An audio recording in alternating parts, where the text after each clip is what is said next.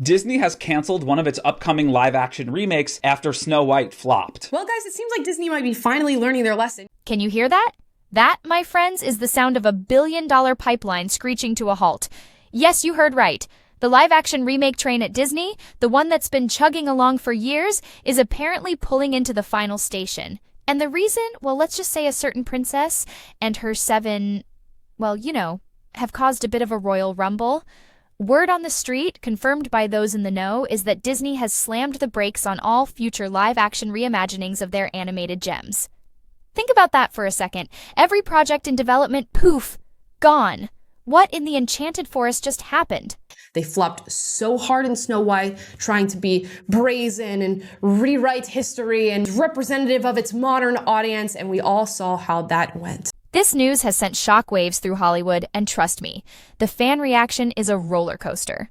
On one hand, you've got the nostalgic purists probably doing a happy dance, relieved that their cherished memories won't be tinkered with any further. But then you have others. Maybe those who enjoyed the spectacle of a Beauty and the Beast, or were captivated by the visuals of The Lion King, scratching their heads and wondering what this means for Disney's future storytelling. For so long, these remakes were seen as Disney's golden ticket, printing money even if critics weren't always handing out perfect scores. But something went seriously sideways with the buzz around the upcoming Snow White. And Disney decided to hire the most insufferable girl boss narcissist that exists on Earth, who hates Snow White. And when I say sideways, I mean a full-on avalanche.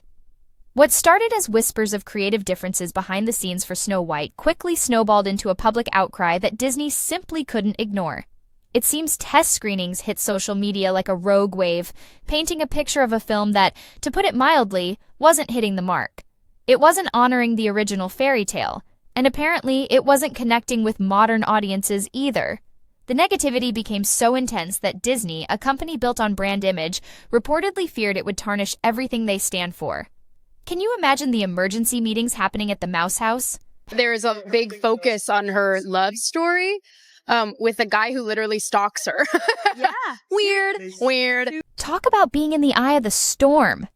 Rachel Zegler, the actress cast as Snow White, found herself at the very center of this cultural firestorm.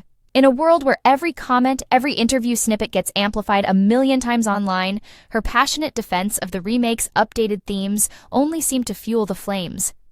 Traditionalists felt like the heart and soul of the beloved 1937 classic was being erased.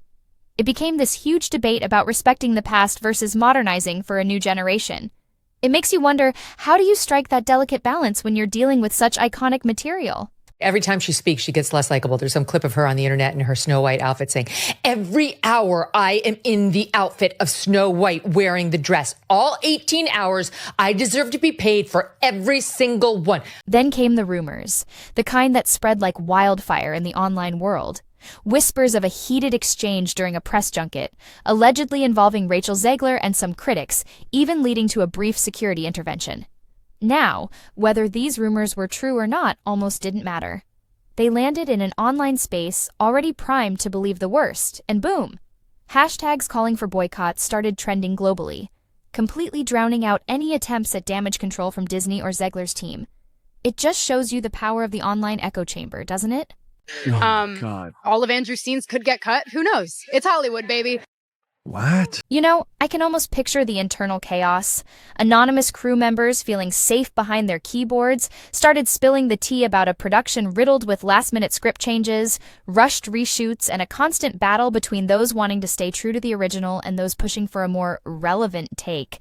It sounds like a recipe for disaster, doesn't it? I was scared of the original cartoon. I think I watched it once and then I never picked it up again. One insider reportedly described it as trying to stitch together two completely different movies and just hoping nobody would notice the seams. But guess what? The test audiences noticed. Big time. Complaints rolled in about jarring shifts in tone, goofy comedy scenes slamming up against serious lectures, leaving the whole thing feeling like a Frankenstein's monster of conflicting ideas. And then the leaks started. Rough footage, unfinished effects, placeholder audio, it all surfaced online, and the reaction was, well, let's just say it wasn't magical. I'm sorry, but I don't really care what happens with this movie. I really hope her career is pretty much over. I'd be thrilled to see that. The internet erupted with fresh waves of criticism. People were slamming the visuals, the inconsistent CGI, and the dialogue that apparently sounded more like social media captions than fairy tale storytelling. Suddenly, Disney's mighty marketing machine was scrambling to put out fires everywhere. Their official statements talked about misunderstandings and selectively edited clips, but fans were having none of it. They felt the snippets confirmed their deepest fears, that Snow White had lost its way, straying too far from the wonder of the original. Is she not seen as box office poison now because of all of her antics? Behind closed doors, you can bet there were some serious emergency meetings happening. One executive apparently compared Snow White to Disney's version of Cats, a massive spectacle destined for internet infamy rather than box office success. Others argued it might just be early backlash that could turn around. But the real turning point, I think, came when the financial analysts weighed in. And as a Disney shareholder myself, believe me, my stock's been looking pretty flat for a while now. Showed that if sentiment stayed negative, the film would struggle to break even, especially given Think about it, the ballooning marketing costs needed just to try and fix Snow White's image. A single flop you can maybe absorb, but a pattern? That could seriously hurt Disney's long-term licensing and the whole synergy with their theme parks, all built on that squeaky clean brand perception. The final straw, it seems, was a leaked internal report outlining a truly alarming scenario. Continuing down the live-action remake path could lead to a massive loss of goodwill among core Disney families, the ones who usually defend the brand no matter what. If they started to turn away, that would hit merchandise sales, theme park attendance, and even streaming subscriptions. I'm a narcissist. The original cartoon came out in 1937, and very evidently so. Okay. So Snow White wasn't just a potentially bad movie, it was a potential contagion threatening Disney's entire financial ecosystem. And that's when Bob Iger, known for his pragmatic approach, reportedly stepped in. The new directive went out. All live-action reimaginings were being shelved, citing strategic realignment and proactive brand stewardship. That phrase, brand stewardship, you know that's corporate code for, we have a crisis on our hands. For the last 10 years, Disney, you ain't done shit. Projects already in pre-production were immediately halted. Teams deep into post-production on other titles were told to wait for reassignment. Imagine being an artist who poured months into designing these elaborate worlds, only to find out via a company-wide memo that your work is now sitting in a digital vault. Meanwhile, social media went absolutely nuclear. Some were celebrating this retreat as a victory for preserving the magic of the original animated films. If I was up there saying some stupid what an investment, like $300 million.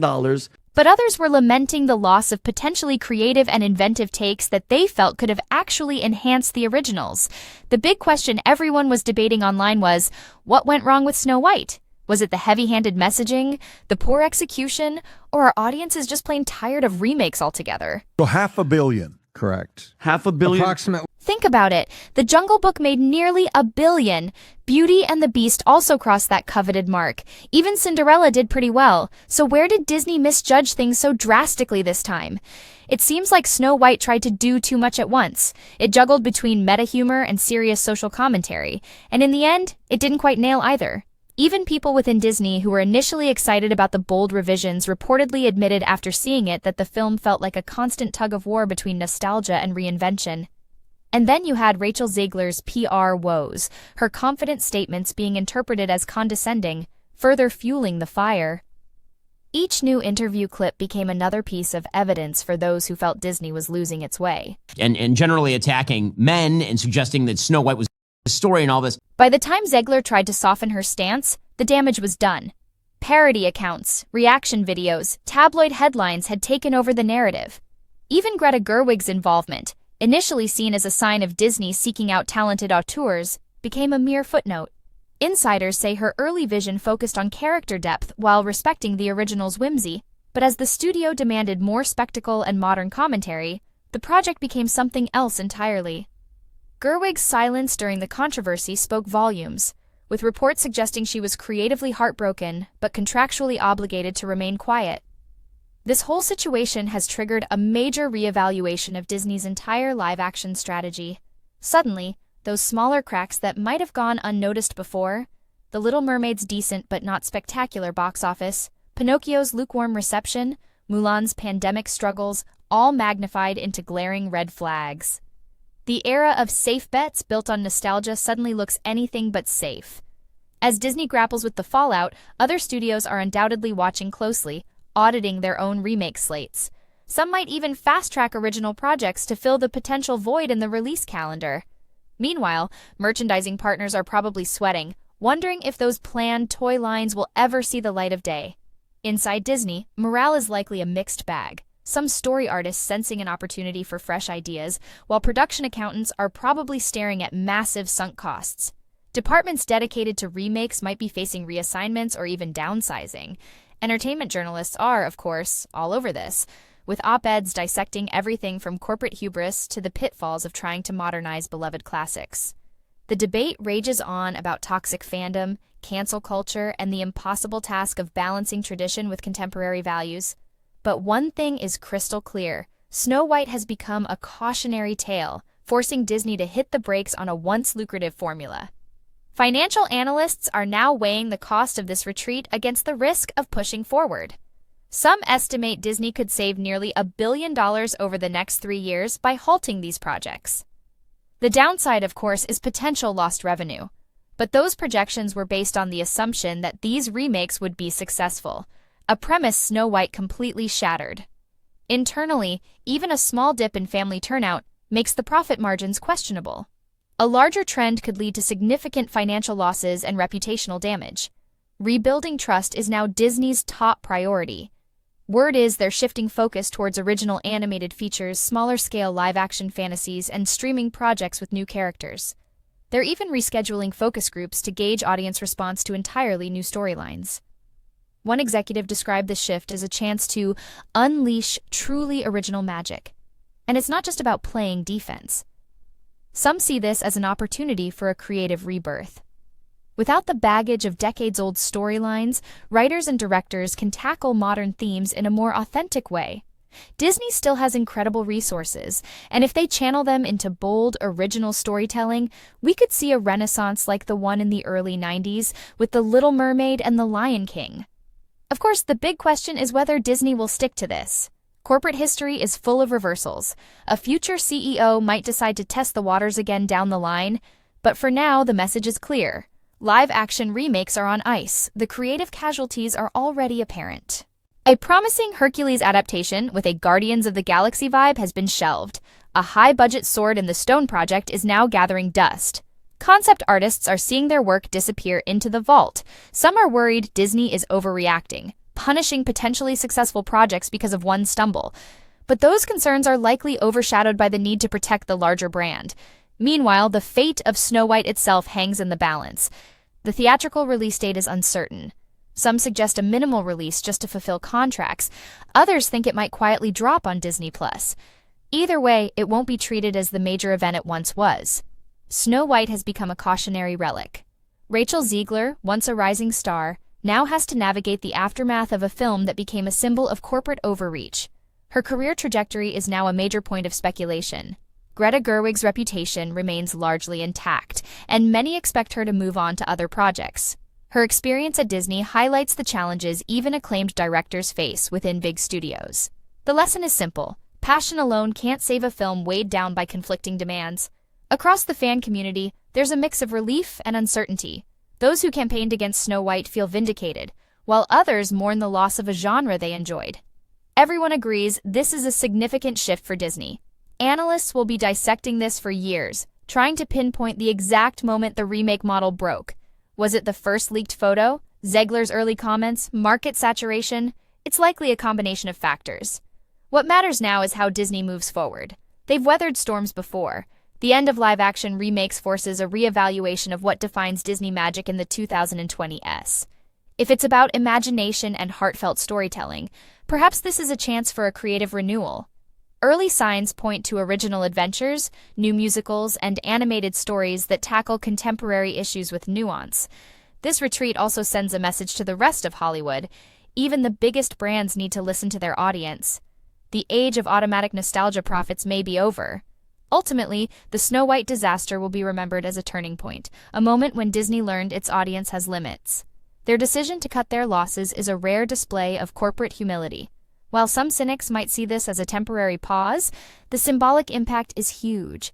The once unstoppable remake machine is now silent, replaced by a big question. What happens when nostalgia no longer pays the bills? Whether this leads to a creative renaissance or a cautious retreat remains to be seen. But for now, all eyes are on Disney, waiting to see what kind of magic they conjure up next. Because in the end, even for the most powerful wish granters, not every wish upon a star comes true.